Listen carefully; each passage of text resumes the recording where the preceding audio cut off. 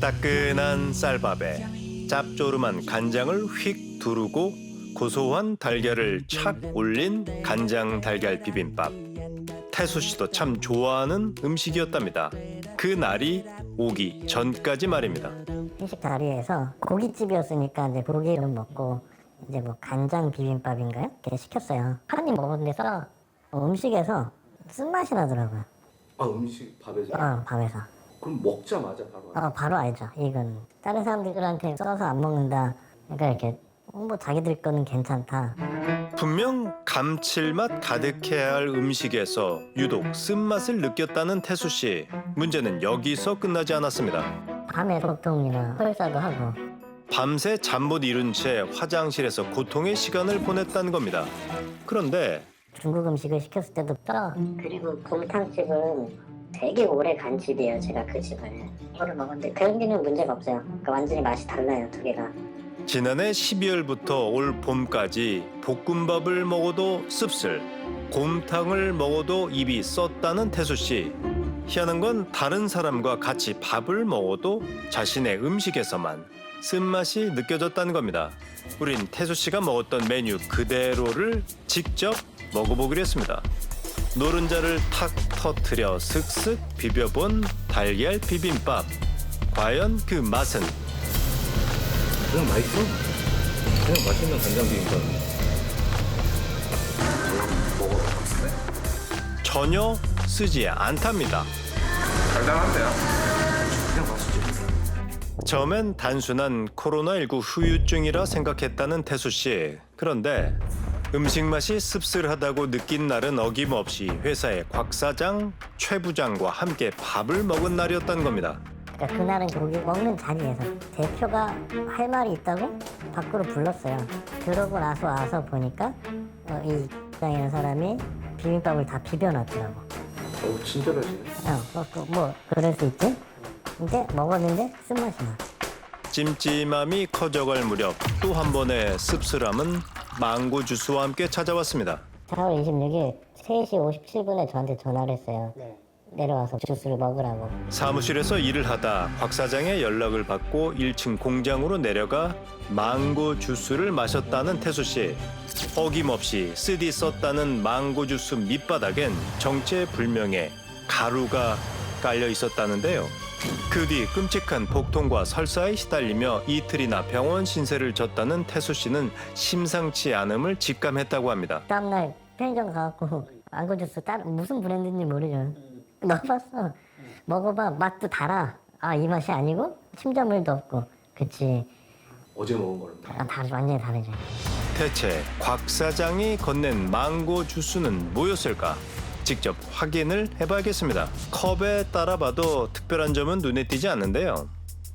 이거 봐봐. 요거는 밑에 봤을 때 딱히 침전물이 쌓이는 게 보이진 않지, 눈으로. 진실을 알기 위해 태수 씨는 사무실 CCTV를 확인해봤다고 합니다. CCTV가 저희가 밖에 있고 안에가 있어요. 그러니까 밖에 거부터 보니까 이제 그러니까 자기 차에서 들고 나오는 거부터가 나오더라고. 사건 당일 곽 사장이 회사 주차장에 차를 세운 시각은 오후 3시 44분 무렵. 그의 손엔 커피와 망고 주스가 들려 있었는데요. 회사 안으로 들어와 음료를 작업대 위에 내려둔 그는 잠시 뒤 상자를 들고 다시 나타났습니다. 그리고는 주머니에서 뭔가를 꺼내는 곽 사장. 자세히 보니 그가 통에서 덜어 옮기는 건 다름 아닌 알약입니다. 잘 보셔야 되는 게 요 기퉁이에서 이제 뭔가 이렇게 막 갈고 있어요. 슬쩍 CCTV를 쳐다보고 사각지대로 몸을 숨긴 그는 세 차례에 걸쳐 약을 덜더니 한동안 커피 그라인더의 손잡이를 돌립니다. 그리곤 가루가 된 약을 어딘가로 넣는데요. 바로 망고 주스입니다. 뭐를 확인하는 건지 바닥을 살피며 옆에 있는 직원에게도 주스를 보여주는 곽 사장. 함께 웃는 남자는 간장 달걀 비빔밥을 먹을 때도 곰탕을 먹을 때도 함께 있었던 최 부장이었습니다. 그러니까 아침에 CCTV를 보고 이거를 그 위에 놓고 갔더라고요. 거기 보면 다행히 가루가 있었어요. 이렇게. 요거 가루도 경찰에 제출을 했죠. 어떤 게 나온 거예요, 성분이? 그러니까 제품은 특정할 수는 없대요. 그런데 이제 지금 들어간 성분이 변비약. 다시 말해 곽 사장이 변비약을 탄 망고 주스를 건넸다는 건데요. 태수 씨는 모든 게 혼란스럽기만 합니다. 뭐 그냥 보기가 싫은 거죠. 말석기가 그 사람을 어쨌든 저도 10년 이상 알던 사람이 그렇게 했다는 거는 이제 배신가? 엄청 그게 제일 크죠. 무려 13년 동안 동고동락했다는 태수 씨와 곽 사장. 한때 두 사람은 누구보다 끈끈한 사이였다고 하는데요. 대체 곽 사장은 어떤 이유로 직원인 태수 씨에게 문제의 망고 주스를 건넨 걸까? 우린 곽 사장을 직접 만나 그 답을 들어보기로 했습니다. 계세요. 대표님. 안녕하세요. 저 SBS 궁금한 이야기 Y팀에서 나왔는데요. 혹시 대표님 혹시 출근하셨나요? 아, 그래요? 오늘은 출근 안 하시나? 혹시 그 부장님은 혹시 안 나오셨어요?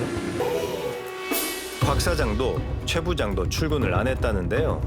우린 어렵게 곽 사장과 전화 연락이 닿았습니다. 그런데 그분이 그거를 먹었다고 주장하는 것 자체가 저는 아니라고 생각을 하거든요. 사실 그분이 먹지도 않았고 저희가 먹은 거니까 이것 때문에 저도 저 직장 동료 같은 경우도 대외 활동을 지금 못하고 있어요. 그날 곽 사장은 자신이 약을 간 건 맞다고 합니다. 그런데 그 영상에 나오는 같이 있는 이제 그분하고 저하고 누가 영양제를 줬어요. 그거를 나눠 먹으려고 갈아서 먹으면 좋다 하고 그분도 원래 약을 그 알약을 잘 못 먹는 게 있거든요. 둘이 갈아 먹으려고 둘이 먹은 거거든요, 사실. 변비약이 아닌 영양제랍니다. 태수 씨가 아닌 최 부장과 마신 거라는데요. CCTV를 다시 살펴봐야겠습니다. 약을 탄 망고 주스를 들고 계단 쪽으로 향하는 곽 사장. 잠시 뒤 그의 전화를 받은 태수 씨가 1층으로 내려옵니다. 하지만 누가 주스를 마신 건지는 기계에 가려 보이지가 않는데요. 공장의 CCTV나 이런 부분이 제가 설치를 했잖아요. 위치도 다 알고 굳이 거기서 보이는 데서 그거를 제가 뭐 악의적으로 비했을 것도 없고 심한 부품과 뭐 이렇게 설치가 시달렸다. 만약에 진짜 그러면은 다음날 일을 웃으면서 못 나오지 않았을까요? 다음 날에도 멀쩡히 출근했던 태수 씨가 자신을 악의적으로 모함하고 있다는 곽 사장. 반면 태수 씨는 자신이 출근을 한 진짜 이유가 있다고 말합니다. 의심은 이제 100%가 된 거죠. 근데 증거가 없던 거니까. 입증하려면 증거를 확실하게 모아야 되는 게 감수를 해야 되는 부분이잖아요. 사건 당일 망고 주스를 먹자마자 이상함을 감지했다는 태수 씨. 그 뒤 CCTV를 확인하고 증거를 찾기 위해 출근한 거라는 겁니다. 병원에서 수액을 맞아야 할 정도의 상태라는 걸 알고도 퇴원하기만 했던 곽 사장이 태수 씨는 지금도 괘씸하다는데요. 하지만 그러니까 그분이 뭘 줬는지 모르겠어요. 경찰이 수거해서 간 게 아니고요. 그분이 임의적으로 가져간 증거물을 갖고 간 것 같아요. 곽 사장은 태수 씨가 경찰에 제출한 증거도 수상하다고 말합니다. 플라스틱 컵에 든 망고 주스가 아닌 다른 곳으로 바꿔치기 했다는 건데요. 말도 안 되는 거고. 평소에 또 그럴 수 있겠다 싶어서 저는 아예 그냥 도시락을 싸갖고 다녔어요, 그때. 그래서 아침 도시락통이 있었고, 그래서 사진 찍어 놓고 이제 도시락통을 좀 씻어갖고 거기다 이제 담았죠. 대체 누구의 말이 맞을까? 우린 비사코딜 성분의 부작용과 병원 치료까지 받았던 태수 씨의 증상을 비교해 보기로 했습니다. 일단은 사진상으로 양을 정확하게 알 수는 없지만 상당량의 정제를 갈아서 나온 가루의 양으로 추정이 되고, 변비약을 갈았을 때는 장까지 도달하기 이전에 약효가 발현될 수 있어서 설사와 복통도 가능하고요. 이제 경련성 통증, 복부뿐만 아니라 장기 복용 시에는 위궤양 같은 점막성 질환도 이제 야기할 수가 있습니다. 원래 이제 성인 기준으로 하루에 2알, 이제 초회용량은 사실 더 적게 복용하도록 되어 있는 약이에요. 태수 씨가 실제로 비사코딜 성분의 약을 과다 복용했을 가능성이 높다는 겁니다. 무엇보다 태수 씨는 이 사건에 증인도 있다고 합니다. 저희 3층에 사무실에 올라가서 다른 직원한테 맛을 좀 보라고 했어요. 그 직원도 먹자마자 아 쓰다. 그리고 그 맛만 본 정도로도 그 친구도 저에게 설사를 해요.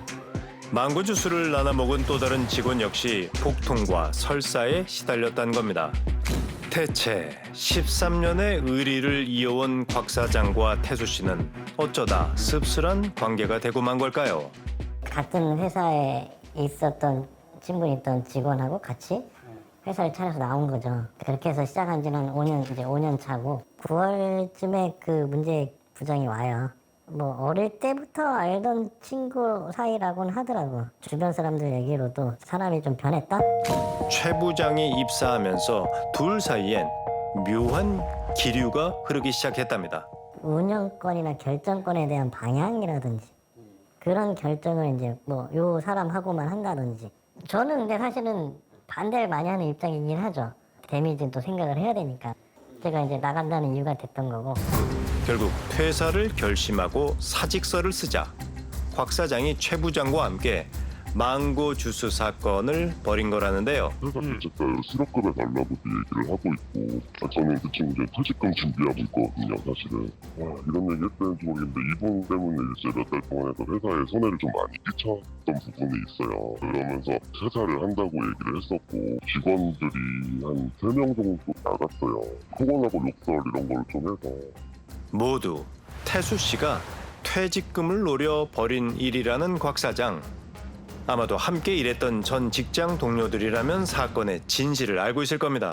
직장에서 태수 씨가 정말 폭언이나 욕설을 한 적이 있어요. 기사님께서 소리를 지르시지는 않으셨던 것 같아요. 제가 작업하는 속도가 느리다 보니까 성과가 나지가 않더라고요. 결국 제가 더 이상 못 참고 나왔던 것 같아요. 어쨌든 대표랑이 이제 안 맞다 보니까는 그런 것 때문에 퇴사를 했던 거였지. 뭐 이사님한테 퇴사했던 거는 다닐 필요가 없어요. 그렇다면 이들은 태수 씨와 곽 사장의 갈등이 불거진 이유가 뭐라고 생각할까? 이제 회사 이제 어느 정도 커지면 이제 직원을 계속 새로 뽑고 해서 이제 회사를 이제 키워야지 사람 안 뽑히고 일은 많아지니까는 그런 부분들이 약간 시발점이지 않았을까?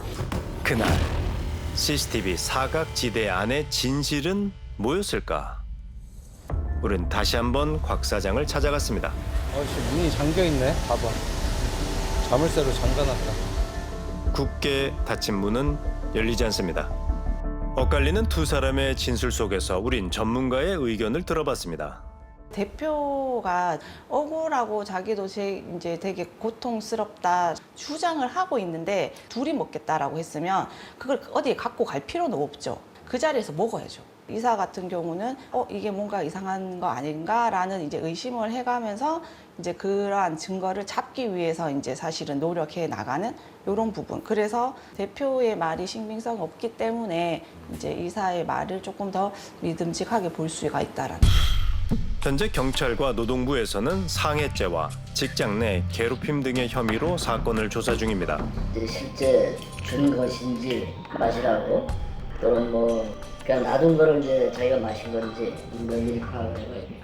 경찰에서 이제 성분 분석이 나왔잖아요. 직장 내 괴롭힘은 아시다시피 저희가 할 수 있는 게 과태료 부과밖에 없어가지고요. 아마 500만 원이지 않을까 싶어요. 한때 찬란한 미래를 꿈꿨던 곽 사장과 태수 씨 때문에 두 사람을 아는 사람들은 이번 사건이 안타깝기만 하답니다. 워낙에 근데 둘은 회사 갔을 때 집에서 퇴근하고 핫도그를 만나서 밥 먹고 술 먹고 그게 저희도 몇 명 이제 같이 일했던 직원들끼리 뭐 얘기해서 태수 씨 역시 마음이 편치만은 않다는데요. 평생을 갈 직장으로 선택을 했던 거 부분도 있는데 저희가 시작했을 때도 거의 뭐 밤에까지 서로 으쌰으쌰하는 분위기였죠. 그때는 뭐 진심으로 열심히 했던 것 같아요, 서로. 함께 있을 때 늘 한 팀이었다는 곽 사장과 태수 씨. 어쩌다 두 사람의 관계는 변비약을 탄 망고 주스로 얼룩져 버렸을까요? 서로를 향한 믿음과 신뢰가 무너진 지금 이제 둘 사이에 남은 건 쓰디쓴 앙금뿐입니다.